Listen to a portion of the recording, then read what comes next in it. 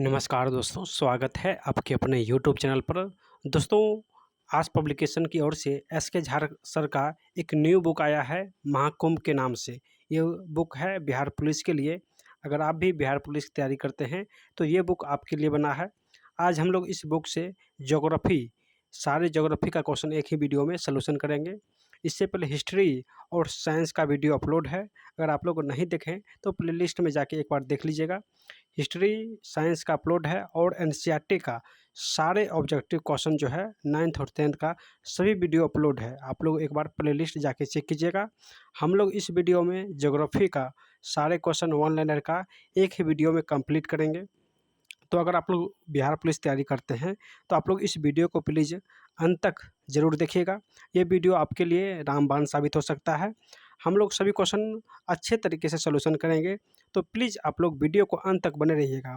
देखिए, इसमें जो है क्लास 9th और 10th का सारे क्वेश्चन आपको मिलेगा और हमारे चैनल पर जो है एनसीईआरटी का भी सॉल्यूशन सारे बुक का अपलोड है। आप लोग एक बार जाके देख लीजिएगा। तो चलिए स्टार्ट करते हैं। देखिए, यहाँ पे क्लास 9th है और ज्योग्राफी और भौतिक स्वरूप जो है प्रथम चैप्टर है ज्योग्राफी का क्लास 9 का, यहाँ से दिया गया है। तो हम लोग सभी क्वेश्चन सॉल्यूशन करेंगे। तो स्टार्ट करने से पहले आप लोग इस वीडियो को एक लाइक कर दीजिएगा। जितने भी साथी इस वीडियो को देख रहे हैं सभी लोग इस वीडियो को एक लाइक ज़रूर कीजिएगा और चैनल को सब्सक्राइब करना मत भूलिएगा। देखिए, सब्सक्राइब करने से क्या होता है कि जैसे ही नेक्स्ट वीडियो अपलोड होगा उसका नोटिफिकेशन आपको मिल जाएगा। पॉलिटिकल का भी बचा हुआ है और एनसीईआरटी का भी 1-2 बुक बचा हुआ है क्लास 9th का, उसका भी मास्टर वीडियो आने वाला है। तो आप लोग चैनल को सब्सक्राइब करके रखिए ताकि हर वीडियो का नोटिफिकेशन आपको सबसे पहले मिले। तो सभी लोग चैनल को सब्सक्राइब कर लीजिए। चलिए, हम लोग सॉल्यूशन करेंगे सभी क्वेश्चन पेज बाय पेज। आइए सॉल्यूशन करते हैं। चलिए, देखिए, प्रथम क्वेश्चन है कि भारत के संपूर्ण क्षेत्रफल का कितना प्रतिशत भूभाग मैदानी है। यानी भारत का क्षेत्रफल, संपूर्ण क्षेत्रफल का कितना प्रतिशत भूभाग मैदानी है। तो मैदानी जो है ये 43% भूभाग मैदानी है। नेक्स्ट है कि पूरब में भूमंडल पर केवल एक ही भूखंड था, उसे किस नाम से जाना जाता था। तो पहले जो पूरब में एक ही भूखंड था उसे पेंजिया के नाम से जाना जाता था। पेंजिया। हम लोग जो भारतीय लोग हैं, हम लोग गोंडवाना लैंड के हिस्सा थे और एक पूरब में था पेंजिया लैंड। चलिए, नेक्स्ट क्वेश्चन है कि शिपकिला दर्रा भारत किस राज्य में है। तो ये हिमाचल प्रदेश में है। शिपकिला दर्रा हिमाचल प्रदेश में है। नथुला दर्रा दर्रा जो है किस राज्य में है। तो ये सिक्किम में, नथुला दर्रा सिक्किम स्थित है। चलिए, अगला क्वेश्चन कि माउंट एवरेस्ट की वर्तमान ऊंचाई तो 8848 है। इससे पहले 8850 था, अब घटकर 8848 हो गया है। नेक्स्ट है कि भारत की सबसे लंबी चोटी का नाम क्या है। तो भारत के सबसे लंबी चोटी का नाम है K2। चलिए, भारत के दक्षिणतम बिंदु को क्या कहते हैं। तो इंदिरा पॉइंट। भारत के दक्षिणतम बिंदु को इंदिरा पॉइंट कहते हैं। विश्व प्रसिद्ध कांगड़ा एवं कुल्लू घाटी स्थित है। तो ये मध्य हिमालय और लघु हिमालय के बीच, ये कुल्लू घाटी जो है ये मध्य हिमालय और लघु हिमालय के बीच स्थित है। चलिए, सभी क्वेश्चन मोस्ट इम्पोर्टेंट है, तो आप लोग एग्जाम से पहले एक बार रिवीजन जरूर कर लीजिएगा ताकि आपको एग्जाम में जो है कोई भी क्वेश्चन छूटे ना। आप लोग अच्छे से रिवीजन करके जाइएगा और सभी लोग चैनल को सब्सक्राइब करना मत भूलिएगा। चलिए, विश्व प्रसिद्ध कश्मीर घाटी और डल झील अभ्यारण्य अवस्थित है। तो ये बृहद हिमालय और पीर पंचाल के बीच, जो डल झील है ये बृहद हिमालय और पीर पंचाल श्रेणी के बीच स्थित है। कश्मीर हिमालय में हिमनद चिकनी मिट्टी के मोटे निक्षेप और दूसरे पदार्थ को हिमोट के रूप में जवाब को क्या कहा जाता है। तो इसे करेवा कहते हैं, इसे करेवा कहते हैं। प्रसिद्ध फूलों की घाटी किस पर्वतीय क्षेत्र में स्थित है। तो ये उत्तराखंड में, यानी फूलों की घाटी जो है उत्तराखंड में स्थित है। अगला क्वेश्चन देखेंगे कि हिमालय पर्वतीय क्षेत्र में बुग्याल शब्द किसको निरूपित करता है। तो ये जो बुग्याल शब्द है ये ऊंचाई पर स्थित घास के मैदान को निरूपित करता है। यानी बुग्याल ऊंचाई पर स्थित घास के मैदान को निरूपित करता है। द्वार स्थल कृतियाँ पाई जाती है। तो सिक्किम और दार्जिलिंग हिमालय के बीच, सिक्किम और दार्जिलिंग हिमालय के बीच। नेक्स्ट है कि मोनप्पा, डाफला, अबोर, मिसमी, न्यूसी और नागा, ये सभी जो है जनजाति कहाँ पर स्थित है। तो उत्तर पूर्वी भारत की जनजाति है। ये सभी उत्तर पूर्वी भारत की जनजाति है। चलिए, बराक नदी किस राज्यों की एक महत्वपूर्ण नदी है। तो बराक नदी जो है ये मणिपुर और मिजोरम की एक महत्वपूर्ण नदी है। मणिपुर और मिजोरम। उत्तर पूर्व के किस राज्य को मोलेसिस बेसिन कहा जाता है। तो मोलेसिस बेसिन जो है ये मिजोरम कहते हैं, मिजोरम को मोलेसिस बेसिन कहते हैं। भारत का उत्तरी मैदान किन नदी प्रणाली के द्वारा बना है? यानी भारत का जो उत्तरी मैदान है ये किस नदी प्रणाली के द्वारा बना है? तो गंगा, सिंध और ब्रह्मपुत्र नदी के द्वारा बना हुआ है, गंगा, सिंधु और ब्रह्मपुत्र। चलिए नेक्स्ट, विश्व का सबसे बड़ा नदी द्वीप माजुली किस नदी पर अवस्थित है? तो ब्रह्मपुत्र नदी पर, यानी माजुली जो है ये ब्रह्मपुत्र नदी पर स्थित है। नदी मैदान के संदर्भ में दोआब का अर्थ क्या है? तो ये दो नदियों के बीच का भाग है। दोआब जो है ये दो नदी के बीच का भाग है। चलिए अगला क्वेश्चन देखते हैं। देखिए अगला क्वेश्चन है कि पंजाब के मैदान का निर्माण किन नदियों के द्वारा होता है? तो सिंधु, झेलम और चिनाब, रावी, ब्यास और सतलज नदी। यानी पंजाब के मैदान का निर्माण सिंधु, झेलम, चिनाब, रावी, ब्यास और सतलज नदी के द्वारा होता है। नेक्स्ट कि प्रायद्वीप पठार से संबंधित ढक्कन ट्रैप है। तो काली मृदा से युक्त पठारी क्षेत्र है। ढक्कन जो ट्रैप है ये काली मृदा से युक्त पठारी क्षेत्र है। कौन सी पहाड़ी पश्चिम घाट के अंतर्गत शामिल है? तो अन्नामलाई, नीलगिरी और नल्ला, ये जो सभी पहाड़ी है ये पश्चिम घाट के अंतर्गत आते हैं। चलिए प्रायद्वीप पठार की सबसे ऊंची चोटी, तो अनायमुद्दी, प्रायद्वीप पठार की सबसे ऊंची चोटी जो है ये अनायमुद्दी है। पूर्वी घाटी और पश्चिमी घाटी निम्नलिखित में से किन पहाड़ियों में आपस में मिलते हैं? तो पूर्वी घाटी और पश्चिमी घाटी जो है ये नीलगिरी पहाड़ी में मिलते हैं, यानी इसका आंसर नीलगिरी पहाड़ी हो जाएगा। ऊटी के नाम से किसे जाना जाता है? तो ये उद्गमंडल जिसे हिल स्टेशन कहते हैं। चलिए नेक्स्ट कि मेघालय के पठार को जनजातियों के आधार पर कितने भागों में बांटा गया है? तो मेघालय के पठार को 3 भागों में बांटा गया है, यानी जनजाति के आधार पर 3 भागों में बांटा गया है। एक गारो, एक खासी और एक जैंतिया, यानी गारो, खासी और जैंतिया ये मेघालय की पठारी जनजाति है। चलिए पूर्वी घाटी यानी पूर्वी घाट का विस्तार कहाँ तक है? तो महानदी घाटी से लेकर दक्षिण में नीलगिरी तक, महानदी घाटी से दक्षिण में नीलगिरी तक है। बड़खान स्थल कीर्ति का संबंध है तो मरुस्थल हो जाएगा। नेक्स्ट की पाक जल संधि और मन्नार की खाड़ी किसके बीच अवस्थित है? तो ये भारत और श्रीलंका के बीच स्थित है, पाक जलमंड और मन्नार की खाड़ी।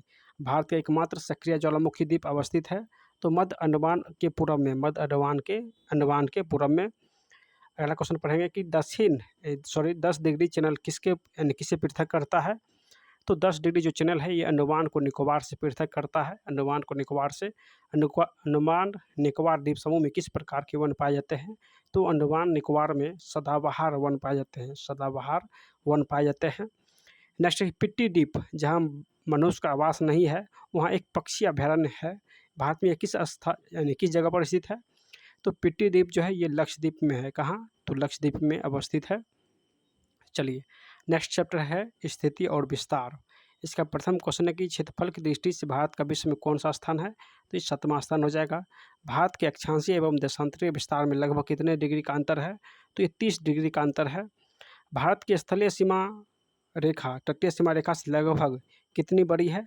तो 2 गुनी बड़ी है, 2 गुनी बड़ी है। नेक्स्ट कि भारत और चीन के बीच की सीमा रेखा को कहते हैं? तो इसे मैकमोहन रेखा कहते हैं, मैकमोहन रेखा कहते हैं। 37 डिग्री उत्तरी अक्षांश को कहते हैं तो कर्क रेखा, 37 डिग्री उत्तरी अक्षांश को कर्क रेखा कहते हैं। चलिए अगला क्वेश्चन देखते हैं कि भारत मानक समय का ग्रीनविच स्टेट टाइम से कितने घंटे का अंतर है? तो 5.5 घंटे आगे है, यानी भारत का मानक समय ग्रीनविच स्टेट टाइम से 5.5 घंटा आगे है। क्षेत्रफल की दृष्टि से विश्व का सबसे बड़ा देश तो रूस हो जाएगा। भारत में कुल कितने केंद्र शासित प्रदेश है? तो 28 राज्य और 8 केंद्र शासित प्रदेश है तो 8 इसका आंसर हो जाएगा।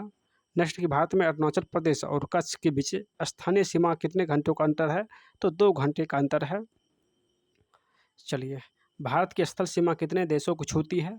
तो स्थल सीमा है, देखिए स्थल सीमा है तो 7 देशों को छूती है, यानी स्थल से 7 देश सटा हुआ है।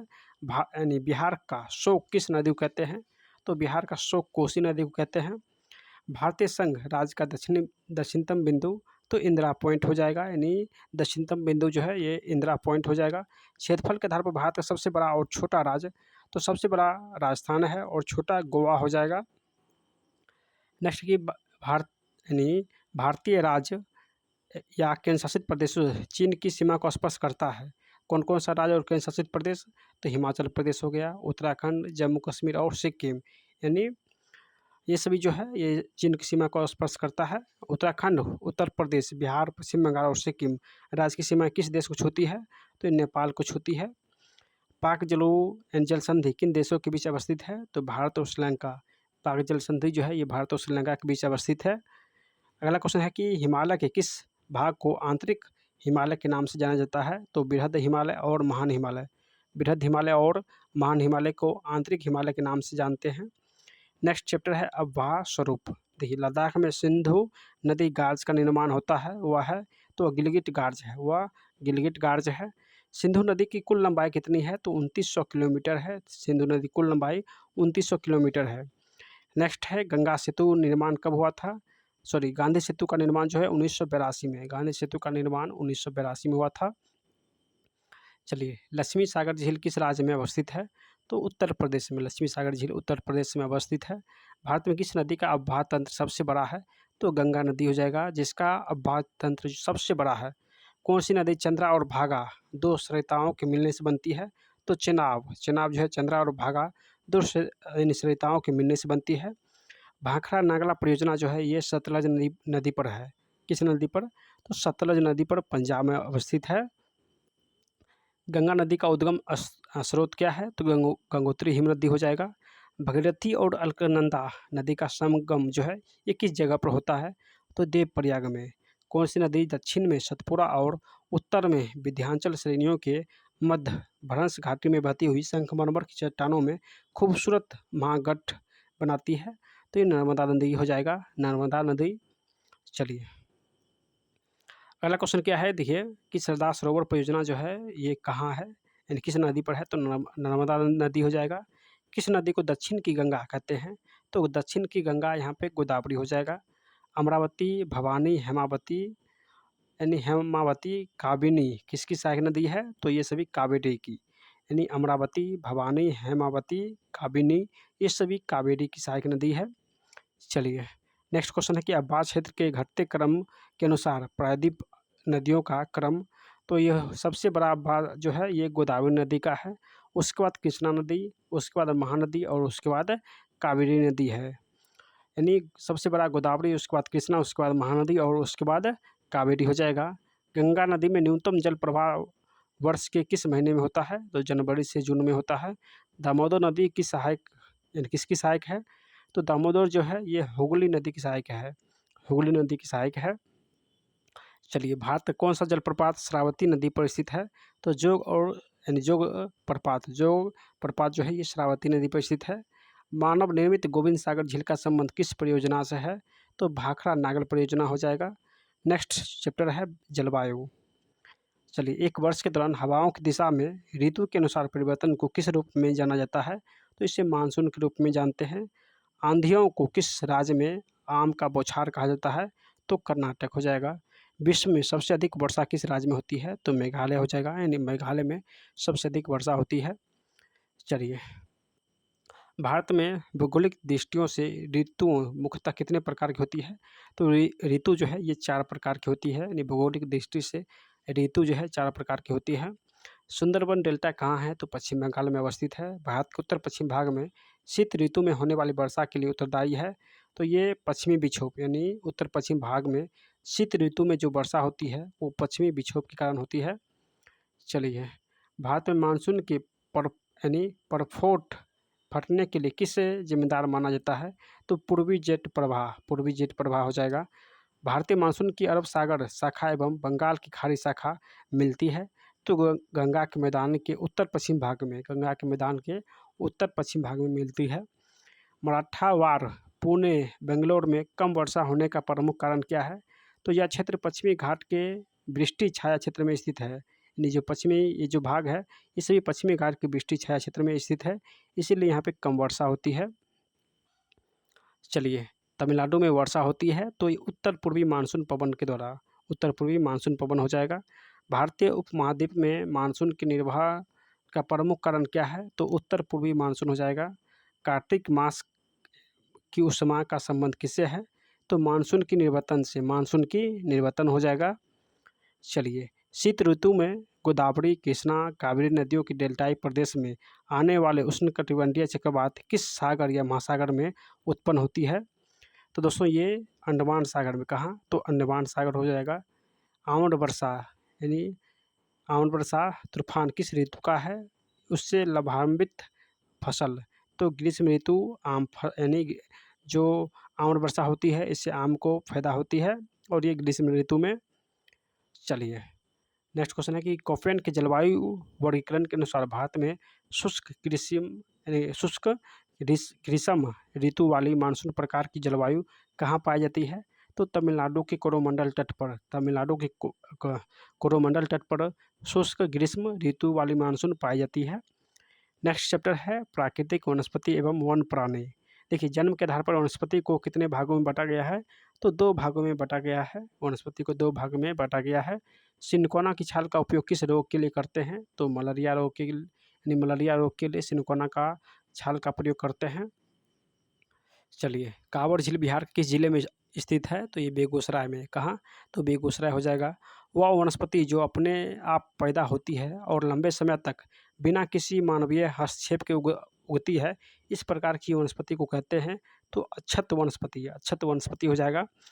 भारत में सर्वाधिक क्षेत्र पर किस प्रकार के वनों का विस्तार है? तो उष्णकटिबंधीय पर्णपाती वन। उष्णकटिबंधीय पर्णपाती वन जो है भारत में सर्वाधिक क्षेत्र पर स्थित है। चलिए नेक्स्ट है कि चंदन, आंवला, महुआ, सागौन, बांस आदि प्रजातियों के वृक्ष किस प्रकार के वन में पाए जाते हैं? तो शुष्क पर्णपाती वन में पाए जाते हैं। बहुमूल वृक्ष प्रजाति देवदार के वन पाए जाते हैं तो पश्चिमी हिमालय में। कहाँ? तो पश्चिमी हिमालय में पाए जाते हैं। नेक्स्ट क्वेश्चन है कि पर्यावरण सामाजिक ग्रामीण विकास में मदद के उद्देश्य से वनों का प्रबंधन एवं सुरक्षा और उस पर भूमि पर वनारोपण किसको परिभाषित करता है? तो सामाजिक वानिकी हो जाएगा, यानी सामाजिक वानिकी। चलिए अगला क्वेश्चन देखते हैं। देखिए नेक्स्ट क्वेश्चन यहाँ पे जो है कुछ मिस्टेक हुआ है। चलिए भारत का पहला जैवमंडल रिजर्व कौन सा है? तो नीलगिरी जैवमंडल हो जाएगा। नोकरेक जैवमंडल रिजर्व मेघालय किन पहाड़ियों का है, यानी किन पहाड़ियों का हिस्सा है? तो सबसे पहले नोकरेक जैवमंडल जो है ये लुसेंट में भी है। तो नोकरेक जैवमंडल ये मेघालय में है और ये गारो पहाड़ी का हिस्सा है। अगला चैप्टर है जनसंख्या। चलिए भारत में सर्वप्रथम जनगणना जो है कब हुआ था? तो सर्वप्रथम 1872 में जनगणना हुआ था और नियमित जनगणना जो है 1881 से हुआ था।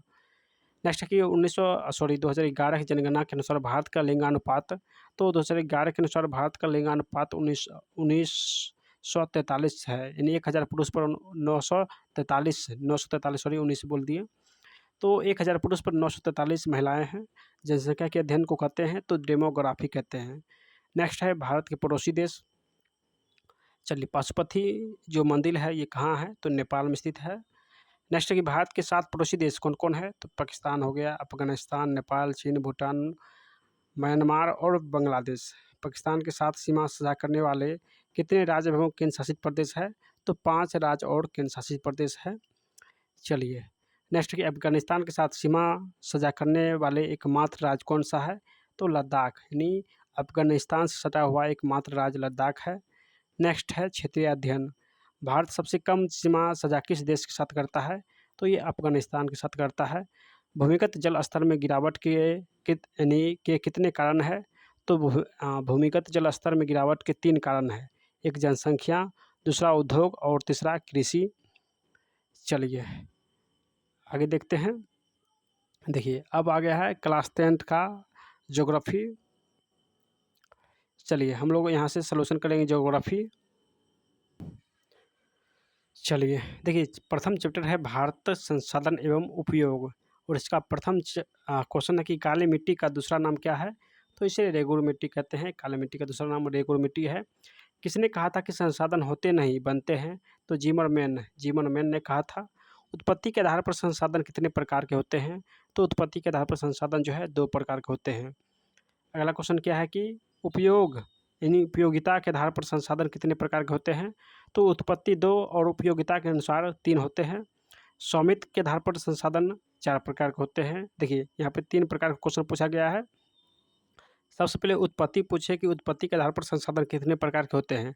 तो उत्पत्ति के आधार पर संसाधन 2 प्रकार के उपयोगिता के आधार पर संसाधन 3 प्रकार के होते हैं और स्वामित्व के आधार पर संसाधन 4 प्रकार के होते हैं। यानी उत्पत्ति 2, उपयोगिता 3 और स्वामित्व 4 हो जाएगा। नेक्स्ट कि विकास की स्थिति के आधार पर संसाधन जो है कितने प्रकार के होते हैं, तो 4 प्रकार के होते हैं। यानी लास्ट वाला 2 जो है ये 4 प्रकार के होते हैं, यानी स्वामित्व के आधार पर 4 प्रकार के और विकास की स्थिति के आधार पर संसाधन 4 प्रकार के होते हैं। चलिए, सौर ऊर्जा किस प्रकार का संसाधन है, तो ये कभी ना खत्म होने वाला है, तो ये नवीकरणीय संसाधन हो जाएगा। जो खत्म होने वाला रहेगा वो अनवीकरणीय संसाधन हो जाएगा। दायकों की अर्थव्यवस्था का संबंध है, तो संसाधन के दोहन से प्रथम पृथ्वी सम्मेलन कब और कहाँ आयोजित हुआ था, तो 1992 में रियो डी जेनेरो ब्राज़ील में आयोजित हुआ था। 1992 में रियो डी जेनेरो यानी ब्राज़ील में हुआ था।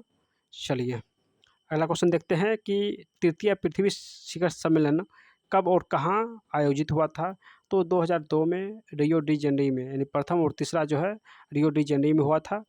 क्योटो सम्मेलन का मुख्य उद्देश्य तो ग्लोबल वार्मिंग हो जाएगा। ग्लोबल वार्मिंग का घटक कौन सा नहीं है, तो नाइट्रोजन हो जाएगा। नेक्स्ट, तट रेखा से कितने किलोमीटर क्षेत्र सीमा अन्य आर्थिक क्षेत्र कहलाते हैं, तो ये 200 किलोमीटर हो जाएगा। कोयला किस प्रकार का संसाधन है, तो कोयला अनवीकरणीय संसाधन है। द्वितीय पृथ्वी सम्मेलन कब और कहाँ हुआ, तो 2012 में जोहान्सबर्ग यानी दक्षिण अफ्रीका में हुआ था। प्रथम और तीसरा रियो डी जेनेरो में हुआ था और दूसरा 2012 में जोहान्सबर्ग दक्षिण अफ्रीका में हुआ था। नेक्स्ट, क्योटो सम्मेलन का मुख्य उद्देश्य क्या है, तो वाणिज्य हो जाएगा। विश्व पर्यावरण दिवस जो है 5 जून को मनाते हैं। हमारे पास पेट भरने के लिए बहुत कुछ है लेकिन पेट भरने के लिए नहीं, ये कथन किसने कहा था, तो महात्मा गांधी ने कहा था कि हमारे पास पेट भरने के लिए बहुत कुछ है लेकिन पेट भरने के लिए नहीं है, तो ये महात्मा गांधी ने कहा था। नर्मदा बचाओ अभियान के नेतृत्व कौन किया था, तो ये मेधा पाटकर ने किया था। चिपको आंदोलन के जो नेता थे वो कौन थे, तो सुंदरलाल बहुगुणा थे। नेक्स्ट कि समुद्री सीमा क्षेत्र से राजनीतिक सीमा के अंदर कितने किलोग्राम तक राष्ट्रीय आपदा निहित है, तो 200 किलोमीटर हो जाएगा। नेक्स्ट कि मनुष्य, वनस्पति जगत और प्राणी जगत किस प्रकार के संसाधन है, तो ये जैव संसाधन है। एजेंडा 21 घोषणा का संबंध किस सम्मेलन से है, तो पृथ्वी सम्मेलन से है। जो पृथ्वी सम्मेलन 1992 में हुआ था उसी का नाम है एजेंडा 21। चलिए, अगला क्वेश्चन हम लोग देखते हैं। देखिए, आगे क्वेश्चन है कि ब्रटलैंड आयोग रिपोर्ट का संबंध किससे है, तो ब्रटलैंड आयोग रिपोर्ट का संबंध जो है सतत पोषणीय विकास से है। सतत पोषणीय विकास से। पंजाब में भूमि निम्नलिखित में से मुख्य कारण क्या था, तो अधिक सिंचाई हो जाएगा। किस क्षेत्र में सीढ़ीदार यानी सोपानी खेती की जाती है, तो पश्चिम और मध्य हिमालय में, पश्चिम और मध्य हिमालय हो जाएगा। नेक्स्ट, इनमें से कौन सी टिप्पणी प्राकृतिक वनस्पति जात और प्राणी जात के ह्रास का प्रमुख कारण नहीं है, तो ये पशुचारण और ईंधन लकड़ी का एकीकृत करना। बीज बचाओ आंदोलन का संबंध किस राज्य से है, तो ये उत्तराखंड हो जाएगा। बीज बचाओ आंदोलन उत्तराखंड में चालू हुआ था। और संगठित पदार्थ से निर्मित पृथ्वी की सबसे ऊपरी परत को क्या कहते हैं, तो ऊपरी परत को मृदा कहते हैं। चलिए, मृदा का निर्माण कैसी प्रक्रिया है, तो ये जटिल प्रक्रिया है। यह एक जटिल प्रक्रिया है। 1 सेंटीमीटर मृदा बनने में कितने वर्ष लग जाता है, तो ये हजारों वर्ष लगता है। भूमि का कितना प्रतिशत मैदानी भाग है, तो 41%। ये क्वेश्चन इससे पहले भी हुआ था, यानी 41% जो भाग है वो मैदानी भाग है। भूमि के कितने प्रतिशत भाग पर पठार का विस्तार है, तो पठार 29% और मैदानी भाग 41% स्थित है। दोस्तों, अगर आपको ये वीडियो पसंद आ रहा है तो आप लोग कमेंट के माध्यम से बताइएगा कि नेक्स्ट जो है किस बुक का सलूशन किया जाए और नेक्स्ट टॉपिक क्या रहेगा। और एनसीईआरटी का हमने सारे मास्टर वीडियो अपलोड कर चुके हैं, आप लोग एक बार पर लिस्ट जाकर जरूर चेक कीजिएगा। ऑब्जेक्टिव जितने भी एनसीईआरटी का है वो अपलोड है। चलिए, मैदानी भाग किसके लिए उपयोगी है, तो कृषि के लिए। पठारी भाग में क्या संचित रहता है, तो खनिज और जीवाश्म पठारी भाग में संचित रहता है। कौन सा भाग बारहमासी नदियों के लिए पर्यटन विकास के लिए अनुकूल स्थिति का गिर प्रदान करते हैं, तो ये पर्वत हो जाएगा। भारत में मुख्य रूप से मिट्टी कितने प्रकार की पाई जाती है, तो 4 प्रकार की, यानी मुख्य रूप से मिट्टी 4 प्रकार के पाई जाती है। नेक्स्ट है कि नदियों के जल के द्वारा लाई गई मिट्टी को क्या कहते हैं, तो इसे जलोढ़ मिट्टी कहते हैं। आयु के आधार पर मिट्टी कितने प्रकार के होते हैं? तो आयु के आधार पर मिट्टी जो है ये 2 प्रकार के होते हैं। पुरानी जलोढ़ मिट्टी को क्या कहते हैं? तो बांगर कहते हैं, यानी पुरानी जलोढ़ मिट्टी को बांगर कहते हैं। किस मिट्टी में ह्यूमस की अधिकता होती है? तो खादर हो जाएगा, यानी खादर में ह्यूमस की अधिकता अधिक होती है। चलिए, किस प्रकार की मिट्टी में गहन कृषि संभव है? तो ये जलोढ़ मिट्टी में गहन कृषि संभव है। लाल या पीली मिट्टी भारत के लगभग कितने भूभाग पर फैली हुई है? तो 10.6% हेक्टर है। 10.6% हेक्टर में ये लाल और पीली मिट्टी फैला हुआ है। किस प्रकार की मिट्टी का निर्माण उच्च ताप और अत्यधिक वर्षा वाले क्षेत्र में हुआ है? तो रेगुर मिट्टी, यानी रेगुर मिट्टी का जो निर्माण हुआ है उच्च ताप और अत्यधिक वर्षा वाले स्थान पर। चलिए, मिट्टी का लाल रंग किस खनिज की अधिकता के कारण होता है? तो लोहा के अधिकता होने के कारण होता है। अगला क्वेश्चन क्या है कि किस प्रकार की मिट्टी का प्रयोग फलों को बागान एवं नदी घाटी में चावल की खेती के लिए की जाती है? तो ये पर्वतीय मिट्टी, यानी पर्वतीय मिट्टी हो जाएगा। नेक्स्ट चैप्टर है जल संसाधन, और इसका प्रथम क्वेश्चन है कि बृहद क्षेत्र में जल की उपस्थिति के कारण पृथ्वी को कहते हैं? तो जल की उपस्थिति के कारण पृथ्वी को नीला ग्रह कहते हैं। नेक्स्ट, कुल जल का कितना प्रतिशत भाग महासागर में निहित है? तो 96.6% भाग जो है महासागर में निहित है। अगला क्वेश्चन है कि देश के बराजों को किसने भारत का मंदिर कहा था? यानी देश के बराजों को, यानी किसान भी हो सकता है, किसने भारत का मंदिर कहा था? तो पंडित जवाहरलाल नेहरू ने कहा था। प्राणियों के शरीर में कितना प्रतिशत जल की मात्रा निहित है? तो 60%, यानी प्राणी के शरीर में 60% जल की मात्रा होती है। बिहार की सबसे प्राचीन नदी घाटी परियोजना कौन सी है? तो सोन नदी घाटी जो है ये बिहार की सबसे प्राचीन नदी घाटी परियोजना है। अगला क्वेश्चन है कि इंदिरा गांधी नहर परियोजना जो है ये कहाँ है? तो राजस्थान हो जाएगा। भूमिगत जल का कितना प्रतिशत भाग वर्षा जल का संचय करता है? तो ये 22% हो जाएगा। नेक्स्ट, राष्ट्रीय जल नीति को कब स्वीकृति मिली? तो सितंबर 1987 में। भारत में कुल विद्युत का कितना भाग जल विद्युत से प्राप्त होता है? तो ये 22% भाग जो है जल विद्युत से प्राप्त होता है। नेक्स्ट, कि सरदार सरोवर बांध किस नदी पर है? तो नर्मदा नदी हो जाएगा। किस नदी की जल भंडारण क्षमता सर्वाधिक होती है? तो गंगा नदी हो जाएगा। भारत का सबसे ऊंचा गुरुत्वाकर्षण बांध कौन सा है? तो श्री शैलम बांध हो जाएगा। विश्व का कितना प्रतिशत जल स्वच्छ है? 2.5% जो जल है ये स्वच्छ है। पृथ्वी की सतह का कितना भाग जल से ढका हुआ है? तो 3/4 भाग। पूरे विश्व का कुल जल आयतन का कितना प्रतिशत भाग मृदु जल है? तो 2.5% मृदु जल है। भूमिगत स्वच्छ जल के रूप में कितना उपलब्ध है? तो 25% उपलब्ध है। चलिए, नेक्स्ट है कि उत्तर बिहार में कब नेपाल स्थित बैराज परियोजना द्वारा छोड़े गए जल से बाद विभीषिका मंजार देखने को मिला है? तो 2007 हो जाएगा। जल के अतिदोहन से किसमें वृद्धि हुई है? तो आर्सेनिक हो जाएगा। किस पूर्व राष्ट्रपति द्वारा जल मिशन देकर भूमि जल पूर्ति पर बल दिया है? तो अब्दुल कलाम। यानी किस पूर्व राष्ट्रपति द्वारा जल मिशन देकर भूमि जल पूर्ति पर बल दिया है? तो अब्दुल कलाम हो जाएगा। सलार प्रोजेक्ट का संबंध किस नदी से है? तो चिनाब नदी हो जाएगा। वर्षा जल संग्रह के तरीके खरीन, मित्रा और जौहर भारत किस राज्य में प्रचलित है? तो ये राजस्थान हो जाएगा। नेक्स्ट चैप्टर है वन और वन प्राणी संसाधन। इसका प्रथम क्वेश्चन है कि भारत में 2021 में कितने प्रतिशत भौगोलिक क्षेत्र में वन का विस्तार था? तो 2021 में 24.62% जो है वन था भारत में, 24.62%। चलिए, अगला क्वेश्चन क्या है कि देखिए, अपने कुल भौगोलिक क्षेत्र के प्रतिशत के रूप में वन आवरण के मामलों में शीर्ष राज्य कौन सा है? तो ये प्रतिशत में पूछे कि सबसे अधिक प्रतिशत जो है किस राज्य में वन है? तो मिजोरम हो जाएगा। बिहार में कितने प्रतिशत भौगोलिक क्षेत्र में वन का फैलाव है? तो 7.81%, यानी बिहार में 7.1% भाग पर यानी वन है। पूर्वोत्तर राज्य के 188 आदिवासी जिलों में देश के कुल क्षेत्र का कितना प्रतिशत वन है? तो 60%, 60% हो जाएगा, 60%। किस राज्य में वन का सबसे अधिक विस्तार है? तो सीधा पूछे कि किस राज्य में, अगर प्रतिशत नहीं लगा हुआ है तो मध्य प्रदेश हो जाएगा, अगर प्रतिशत लगा हुआ रहेगा तो मिजोरम हो जाएगा। वन संरक्षण एवं प्रबंधन की दृष्टि से वनों को वर्गीकृत किया गया है, तो 3 वर्ग में वर्गीकृत किया गया है। 1951 से 1980 तक लगभग कितने वर्ग किलोमीटर वन क्षेत्र कृषि भूमि में परिवर्तित हुआ है? तो 26,200 हो जाएगा। भारत का राष्ट्रीय पक्षी मयूर हो जाएगा, भारत का राष्ट्रीय पक्षी मयूर। नेक्स्ट क्वेश्चन है कि कौन सा जीव केवल भारत में पाया जाता है? तो घड़ियाल हो जाएगा। 1968 में प्राकृतिक संसाधन के संरक्षण के लिए कौन सा कन्वेंशन हुआ था? तो अफ्रीकी कन्वेंशन हुआ था। एनजीओ की रिपोर्ट अनुसार 1948 में विश्व के कितने हेक्टेयर भूमि पर वन का विस्तार था? तो 4 अरब यानी अरब हेक्टेयर, 4 अरब हेक्टेयर पर वन का विस्तार था 1948 में। नेक्स्ट कि मलेरिया के लिए उपयोगी औषधि किससे प्राप्त होती है? तो सिनकोना की छाल से प्राप्त होती है। जैव विविधता वाला क्षेत्र कौन सा है? तो पश्चिमी घाट जो है ये जैव विविधता वाला क्षेत्र है। कितने प्रतिशत जीव स्तनपायी है? तो 10% जो है ये जीव स्तनपायी है। विश्व में लगभग कितने प्रजाति है? तो 50 लाख प्रजाति है। चलिए नेक्स्ट है कि भारतीय प्राणी सर्वेक्षण का मुख्यालय, तो ये कोलकाता हो जाएगा। भारतीय सर्वेक्षण के अनुसार कितने प्रजाति वनस्पति के अंतर्गत आते हैं? तो 15,000 प्रजाति वनस्पति के अंतर्गत आते हैं।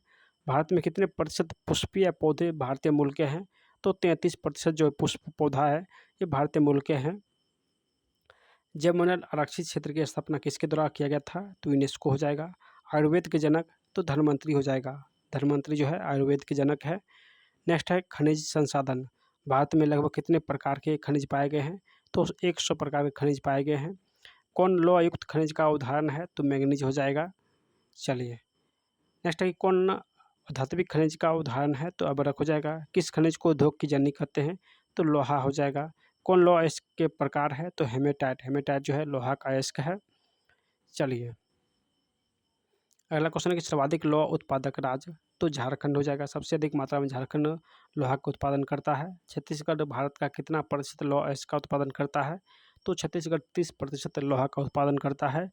मैग्नीज उत्पादन में भारत का विश्व में कौन सा स्थान है? तो ये चतुर्थ स्थान है। नेक्स्ट क्वेश्चन देखेंगे कि 1 टन इस्पात बनाने में कितने मैग्नीज का उपयोग करते हैं? तो 10 किग्रा हो जाएगा।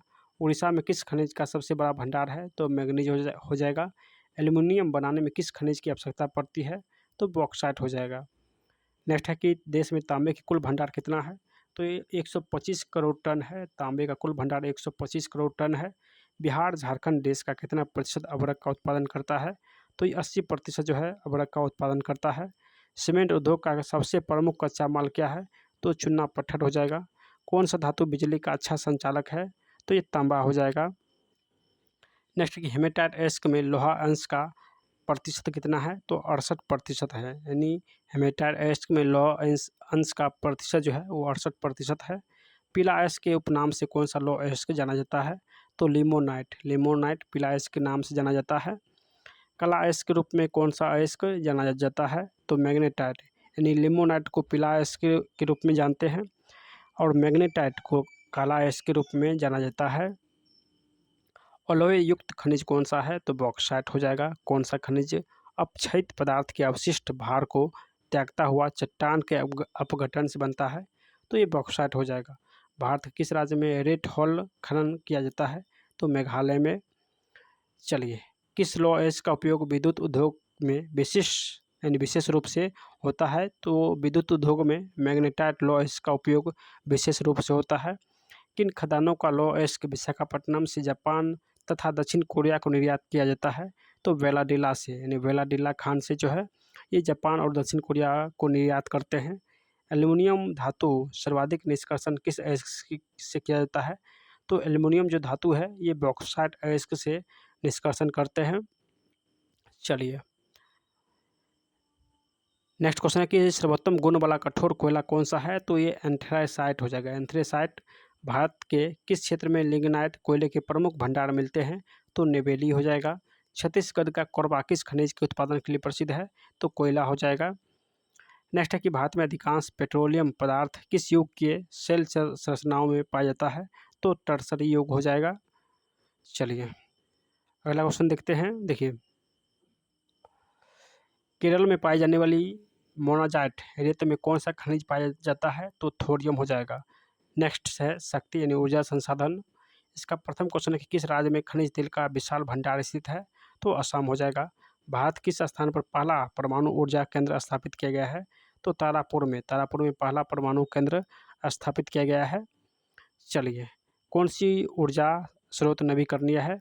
तो ये सौर ऊर्जा स्रोत जो है ये नवीकरणीय है, यानी सौर ऊर्जा स्रोत जो है ये नवीकरणीय है। प्राथमिक ऊर्जा का उदाहरण नहीं है तो विद्युत हो जाएगा। ऊर्जा का गैर पारंपरिक स्रोत तो सौर ऊर्जा हो जाएगा। नेक्स्ट कि गोंडवाना समूह के कोयले का निर्माण हुआ था तो 20 लाख वर्ष पूर्व। भारत में कोयले का सर्व प्रमुख उत्पादक राज्य तो ये पश्चिम बंगाल हो जाएगा। मुंबई हाई क्यों प्रसिद्ध है? तो पेट्रोलियम भंडार हेतु। अगला क्वेश्चन है कि भारत का प्रथम तेल शोधक कारखाना कहाँ है? तो ये दिग्बोई में अवस्थित है। प्राकृतिक गैस किस खनिज के साथ पाया जाता है? तो पेट्रोलियम हो जाएगा। भाखड़ा नागड़ा परियोजना जो है किस नदी पर है? तो ये सतलज नदी पर है। दक्षिण भारत की सबसे बड़ी नदी घाटी तो ये तुंगभद्रा नदी हो जाएगा। नेक्स्ट ताप विद्युत केंद्र का उदाहरण तो बरौनी हो जाएगा। ताप विद्युत केंद्र का उदाहरण बरौनी। यूरेनियम का प्रमुख उत्पादक स्थल जादूगोरा हो जाएगा। भारत किस राज्य में सौर ऊर्जा के विकास की सर्वाधिक संभावनाएं हैं? तो ये राजस्थान हो जाएगा। नेक्स्ट है कि ज्वारीय एवं तरंग ऊर्जा उत्पादन हेतु भारत की अधिक अनुकूल परिस्थितियां कहाँ पाई जाती है? तो ये खंभात की खाड़ी में पाई जाती है। भारत में पहली बार कब असम घाटी में तेल के कुएं खोदे गए थे? तो ये 1866 में, यानी 1866 में पहली बार असम घाटी में तेल के कुएं खोदा गया था। मुंबई हाई तेल क्षेत्र का पता कब लगाया गया? तो 1965 में मुंबई हाई तेल का पता लगाया गया था। नेक्स्ट क्वेश्चन है कि प्रथम जल विद्युत संयंत्र का स्थापना जो है कहाँ किया गया? तो ये दार्जिलिंग में। नेक्स्ट चैप्टर है कृषि और इसका प्रथम क्वेश्चन है कि राष्ट्रीय आय में सर्वाधिक योगदान किसका है? तो कृषि का। राष्ट्रीय आय में सर्वाधिक योगदान कृषि का है। कितने प्रतिशत से कम वर्षा वाले क्षेत्र को शुष्क भूमि कहते हैं? तो 75 सेंटीमीटर से कम वर्षा वाले क्षेत्र को शुष्क भूमि कहते हैं। नेक्स्ट झूम खेती होती है तो मणिपुर में। कहाँ? मणिपुर हो जाएगा। रबर की खेती किस राज्य में होती है? तो केरल हो जाएगा। जायद फसल का उदाहरण है तो चाय हो जाएगा। सर्वाधिक उपजाऊ मिट्टी जो है ये जलोढ़ मिट्टी है। नेक्स्ट क्वेश्चन है, चलिए देखते हैं। नेक्स्ट क्वेश्चन है कि चावल के पकते समय कितने तापमान का आवश्यकता होता है? तो 25 डिग्री सेल्सियस हो जाएगा। चावल की खेती के लिए उपयुक्त मैदान कौन सा है? तो गंगा सतलज क्षेत्र हो जाएगा। ज्वार का सर्वाधिक उत्पादक राज्य तो ये महाराष्ट्र हो जाएगा। नेक्स्ट क्वेश्चन है कि विश्व का सबसे अधिक पशुधन वाला देश तो ये भारत हो जाएगा। ऑपरेशन फ्लड किससे संबंधित है? तो ये दूध हो जाएगा। खाद्य सुरक्षा के कितने अंग हैं? तो 3 अंग हो जाएगा। कृषि प्रदेश योजना की शुरुआत कब की गई? तो ये 1980 में कृषि प्रदेश योजना की शुरुआत की गई थी। अगला क्वेश्चन है कि किस फसल को गोल्डन फाइबर कहते हैं? तो जूट हो जाएगा। कौन सी फसल अधिक दिन नमी बनाए रखती है? तो कपास। कपास जो है अधिक दिन तक नमी बनाए रखती है। कपास को तैयार होने में कितना समय लगता है? तो 6 माह से 8 माह तक लगता है, यानी 6 माह से 8 माह। अगला क्वेश्चन है कि उष्ण और उपोष्ण कटिबंध पौधा है तो ये चाय का पौधा है। उस कृषि प्रणाली को क्या कहते हैं जिससे एक ही फसल लंबे चौड़े क्षेत्र में उगाई जाती है? तो उसे रोपण कृषि कहते हैं। कौन सी दलहनी फसल मृदा की उर्वरता में कोई वृद्धि नहीं करता है? तो अरहर। अरहर जो है ये मृदा की उर्वरता में कोई भी वृद्धि नहीं करता है। नेक्स्ट है कि भारत में शीत ऋतु में शीतोष्ण पश्चिमी विक्षोभ से होने वाली वर्षा किस फसल के अधिक उत्पादन में सहायक होती है? तो केवल रबी हो जाएगा। अगला क्वेश्चन है कि यह खरीफ के अंतर्गत बोई जाने वाली ऐसी फसल है जो खाद्यान्न और चारों यानी चारा दोनों रूप में प्रयोग होती है। यह फसल 21 से 27 डिग्री तापमान में और पुराने जलोढ़ मिट्टी पर बेहतर प्रकार से उगाई जाती है। ऊपर दिया गया विवरण किससे संबंधित है? तो मक्का, यानी मक्का जो है वो चारा के लिए और खाद्यान्न के लिए दोनों के लिए प्रयोग होता है और ये जलोढ़ मिट्टी में अधिक उपज होती है और इसका तापमान 21 से 27 डिग्री तक होता है। कपास कृषि के लिए कौन सी मृदा सर्वाधिक उपयुक्त है? तो काली मृदा हो जाएगा। नेक्स्ट किस पंचवर्षीय योजना के अंतर्गत भूमि सुधार कार्यक्रम को लागू किया गया था? तो प्रथम पंचवर्षीय योजना हो जाएगा। 1950 के दशक में विनोबा भावे ने भूदान आंदोलन की शुरुआत किस राज्य से की थी? तो ये आंध्र प्रदेश हो जाएगा। चलिए नेक्स्ट किस आंदोलन को रक्तहीन क्रांति की संज्ञा दी गई? तो भूदान आंदोलन हो जाएगा। नेक्स्ट चैप्टर है निर्माण उद्योग और इसका प्रथम क्वेश्चन कि कौन औद्योगिक अवस्थी यानी कौन सा उद्योग अवस्थी का कारक नहीं है? तो जनसंख्या हो जाएगा। भोपाल गैस त्रासदी में रिसाव हुआ था तो मिथाइल आइसोसाइनाइड के कारण जो रिसाव हुआ था ये मिथाइल आइसोसाइनाइड के कारण। कौन छोटे पैमाने का उद्योग है? तो चीनी उद्योग जो है छोटे पैमाने का उद्योग है। हुगली उद्योग प्रदेश का केंद्र है तो कोलकाता में दीनीपुर। कोलकाता में दिनीपुर। नेक्स्ट क्वेश्चन है कि चलिए अगला क्वेश्चन देखते हैं। देखिए भारत में सबसे पहला स्थापित लौह इस्पात कंपनी कौन सा है? तो ये बोकारो स्टील, यानी भारत में सबसे पहला स्थापित लौह इस्पात कंपनी बोकारो स्टील है। आधुनिक सूती मिल की स्थापना रिसरा में, कहाँ? रिसरा में किया गया था। सूती कपड़े की महानगरी कहा जाता है तो अहमदाबाद को सूती कपड़ा का महानगरी कहते हैं। देश का पहला वस्त्र पार्क कहाँ अवस्थित है? तो तमिलनाडु में। जूट के सामान निर्यात में भारत का स्थान दूसरा है। टाटा आयरन एंड स्टील का स्थापना 1907 में हुआ था। अगला क्वेश्चन है कि दुर्गापुर इस्पात संयंत्र की स्थापना किस विदेशी सहयोग से हुआ था? तो ये दुर्गापुर जो कि ब्रिटेन के सहयोग से हुआ था। और ये कहाँ है? तो ये पश्चिम बंगाल में अवस्थित है। सफल सूती वस्त्र मिल मुंबई में किसने लगाई थी? तो कावसजी दाबर ने। श्रम के आधार पर उद्योग को कितने भागों में बांटा गया है? तो 3 भागों में बांटा गया है। सबसे हल्की धातु लिथियम हो जाएगा। चलिए तांबा भारत किस स्थान से प्राप्त होती है? तो खेतरी हो जाएगा। भारत का पहला स्थापित उर्वरक संयंत्र कहाँ स्थापित है? भारत का पहला स्थापित उर्वरक संयंत्र कहाँ स्थापित किया गया था? तो चेन्नई में, कहाँ? चेन्नई हो जाएगा। नेक्स्ट है कि सांस और मनुष्य प्रतिदिन कितना ग्राम ऑक्सीजन युक्त वायु सेवन करता है? तो 550 लीटर ऑक्सीजन युक्त वायु को सेवन करता है मनुष्य। सिलिकॉन सिटी के नाम से बंगलोर मशहूर है। नेक्स्ट क्वेश्चन है कि समूहन बचत को परिभाषित करता है? तो उद्योग की नगरी के पास संकेंद्रण। नेक्स्ट है कि कौन सा उद्योग बॉक्साइट के कच्चे मालों के रूप में प्रयोग करता है? तो एल्युमिनियम हो जाएगा। नेक्स्ट है परिवहन, संचार और व्यापार। स्वतंत्रता प्राप्ति के समय देश में सड़कों की कुल लंबाई तो 1.46 लाख किलोमीटर है। नेक्स्ट है कि पक्की सड़क की लंबाई की दृष्टि से प्रथम स्थान पर कौन सा राज्य है? तो महाराष्ट्र हो जाएगा। कौन सड़क का एक वर्ग नहीं है? तो स्वर्णिम चतुर्भुज महामार्ग हो जाएगा। भारत किन शहरों में मेट्रो रेल सेवा उपलब्ध नहीं है? तो रांची और भुवनेश्वर में मेट्रो रेल सेवा उपलब्ध नहीं है। नेक्स्ट है कि इस वर्ष इंडियन एयरलाइंस को इंडियन नाम दिया गया? तो 2005 हो जाएगा। भारतीय अंतर्देशीय जलमार्ग प्राधिकरण का गठन किस वर्ष हुआ? तो ये 1986 में। इन्नौर पत्तन किस राज्य में है? तो इन्नौर पत्तन जो है तमिलनाडु में स्थित है, तमिलनाडु। नेक्स्ट है कि फाल्टा विशेष आर्थिक क्षेत्र कहाँ अवस्थित है? तो फाल्टा जो है ये पश्चिम बंगाल में अवस्थित है। चलिए अगला क्वेश्चन है कि देश का पहला अंतर्राष्ट्रीय स्तर का राजमार्ग? तो मुंबई और पुणे हो जाएगा। सीमा सड़क संगठन का स्थापना जो है 1960 ईस्वी में हुआ था। पहली बार मुंबई से थाने के बीच रेलगाड़ी 1853 में डलहौजी के समय में चला था। रेल यात्री बीमा योजना 2016 में शुरू हुआ था। रेल यात्री बीमा योजना 2016। नेक्स्ट है कि देश में वायु परिवहन की शुरुआत 1911 हो जाएगा। ऑल इंडिया रेडियो कब नाम रखा गया था? तो 1936 में। 1936। सांता क्रूज विशेष आर्थिक क्षेत्र कहाँ अवस्थित है? तो ये महाराष्ट्र में अवस्थित है। भारतीय डाक विभाग की स्थापना 1854 में हुआ था, 1854 में। चलिए नेक्स्ट क्वेश्चन है कि स्वर्णिम चतुर्भुज महाराजमार्ग भारत किन शहरों को आपस में जोड़ता है? तो दिल्ली, कोलकाता, चेन्नई और मुंबई को जोड़ता है। कौन सा राज्य हजीरा बीजापुर जगदीशपुर पाइपलाइन से नहीं जुड़ा हुआ है? तो महाराष्ट्र हो जाएगा ऑप्शन के हिसाब से। नेक्स्ट है बिहार कृषि और वन संसाधन। चलिए इसका प्रथम क्वेश्चन है कि कोसी नदी घाटी परियोजना का आरंभ कब हुआ? तो 1954 में हुआ था। गंडक परियोजना का निर्माण किस स्थान पर हुआ? तो वाल्मीकि नगर में, कहाँ? तो वाल्मीकि नगर हो जाएगा। नहर द्वारा सर्वाधिक सिंचाई किस जिले में होती है? तो पश्चिम चंपारण में। कुशेश्वर स्थान किस जिले में अवस्थित है? तो ये दरभंगा में। कांवड़ झील जो है ये बेगूसराय में अवस्थित है। संजय गांधी जैविक उद्यान किस नगर में है? तो पटना हो जाएगा। बिहार का कितना प्रतिशत आबादी कृषि पर निर्भर है? तो 80% आबादी कृषि पर निर्भर है। गंडक परियोजना एक संयुक्त परियोजना है तो भारत और नेपाल के बीच। बिहार के वनों को कितने वर्गों में बांटा गया है? तो 2 वर्गों में। बागमती परियोजना बिहार के किस जिले में है? तो सीतामढ़ी जिले में। नेक्स्ट क्वेश्चन है बिहार का एकमात्र पर्व कौन सा है? तो ये छठ पर्व हो जाएगा। पूर्व कोसी नहर की कुल लंबाई तो 44 किलोमीटर था। सिंचाई के लिए प्रमुख साधन तो नलकूप हो जाएगा। त्रिवेणी नहर का निर्माण जो है 1979 को हुआ था, त्रिवेणी नहर का निर्माण। चलिए उत्तर गंगा के मैदानी से हिमालय निकलने का कारण क्या है? तो ये सतत वाहिनी हो जाएगा। धरातलीय जल का उदाहरण नदी हो जाएगा। खरीफ फसल की बुआई किस माह में होती है? तो जुलाई में, जुलाई हो जाएगा।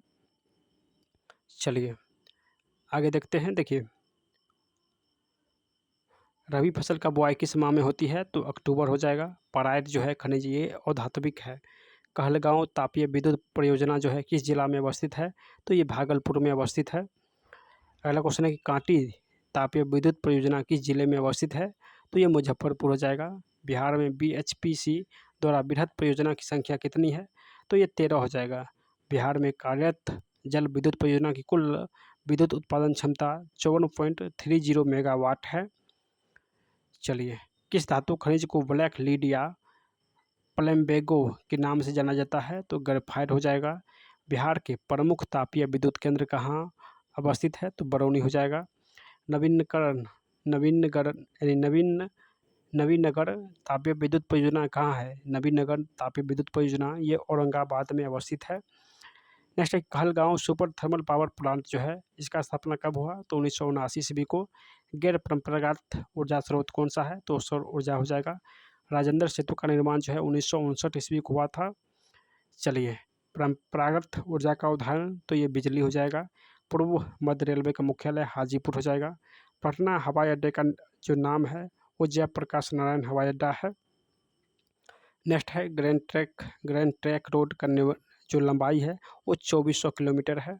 रेलवे चक्का का निर्माण उद्योग कहाँ अवस्थित है? तो ये दरियापुर में। डीजल इंजन कार्य कहाँ होता है? तो जमालपुर में होता है डीजल इंजन कार्य। नेक्स्ट क्वेश्चन है कि एशिया का प्रथम वर्कशॉप जमालपुर वर्कशॉप की स्थापना कब हुआ? तो ये 1862 में। बिहार किस शहर में कांच उद्योग अवस्थित है? तो ये हाजीपुर हो जाएगा। सिगरेट का कारखाना कहाँ है? तो सिगरेट का कारखाना मुंगेर में अवस्थित है। रेलवे वर्कशॉप कहाँ अवस्थित है? तो जमालपुर हो जाएगा। रेलवे वर्कशॉप जमालपुर में अवस्थित है। चलिए खाद कारखाना कहाँ है? तो बरौनी हो जाएगा। किस नगर में कालीन तैयार होता है? तो ओबरा में। अशोक पेपर मिल किस जिले में अवस्थित है? तो इस समस्तीपुर में। मंदार हिल किस जिला में है? तो मंदार हिल जो है ये बांका जिला में अवस्थित है। चलिए दोस्तों नेक्स्ट क्वेश्चन है कि राष्ट्रीय पोत संस्थान पटना किस घाट पर स्थित है? तो महेंद्र घाट हो जाएगा। बिहार में रज्जू मार्ग कहाँ है? तो राजगीर में। रज्जू मार्ग राजगीर में है। बिहार की सीमा में रेल मार्ग की लंबाई 6283 किलोमीटर है। अगला क्वेश्चन है कि बिहार में रेल परिवहन की शुरुआत कब से मानी जाती है? तो 1860 ईस्वी से मानी जाती है। बिहार की पहली रेल लाइन थी ईस्ट इंडिया रेल मार्ग। ग्रांड ट्रैंक रोड का राष्ट्रीय राजमार्ग संख्या 2 है। चलिए भारत की पहली चीनी उद्योग यानी मिल किस कंपनी के द्वारा और कब स्थापित किया गया था? तो डच के द्वारा 1840 ईस्वी में। डच के द्वारा 1840 में। चूना पत्थर का खनन किस जिले में किया जाता है? तो कैमूर और रोहतास में। कास्ट किससे प्राप्त होती है? तो लुगदी से। बंदूक का कारखाना जो है ये मुंगेर में है। बंदूक का कारखाना मुंगेर में है। नेक्स्ट कीटनाशक उद्योग कहाँ स्थित है? तो पूर्णिया हो जाएगा। किस जिला में प्लास्टिक उद्योग स्थित है? तो कैमूर जिला हो जाएगा। किस स्थान पर आयुध कारखाना अवस्थित है? तो राजगीर हो जाएगा। जैविक खाद कारखाना स्थित है? तो चंडी में। जैविक खाद कारखाना जो है ये चंडी में अवस्थित है। नेक्स्ट है कि 2011 में बिहार की कुल जनसंख्या जो है ये 10 करोड़ से अधिक है। 1991 से 2001 के दौरान बिहार की जनसंख्या वृद्धि तो 28.63% वृद्धि हुआ था। तो 1991 से 2001 तक सबसे अधिक आबादी वाला जिला पटना हो जाएगा। अविभाजित बिहार में एकमात्र नियोजित नगर था तो टाटा नगर। नेक्स्ट क्वेश्चन है कि 2011 की जनगणना के अनुसार बिहार का नगरीय आबादी तो 11.29% है। 2011 की जनसंख्या के अनुसार बिहार में प्रति वर्ग किलोमीटर जन घनत्व कितना है? तो 1106 व्यक्ति प्रति वर्ग किलोमीटर है। सासाराम नगर का विकास हुआ था तो मध्य युग में। नेक्स्ट क्वेश्चन है कि कुल जनसंख्या के संबंध में भारत के 5 मेट्रो के अवरोही क्रम में व्यवस्थित किया गया है। ये है मुंबई, दिल्ली, कोलकाता, चेन्नई और बेंगलोर।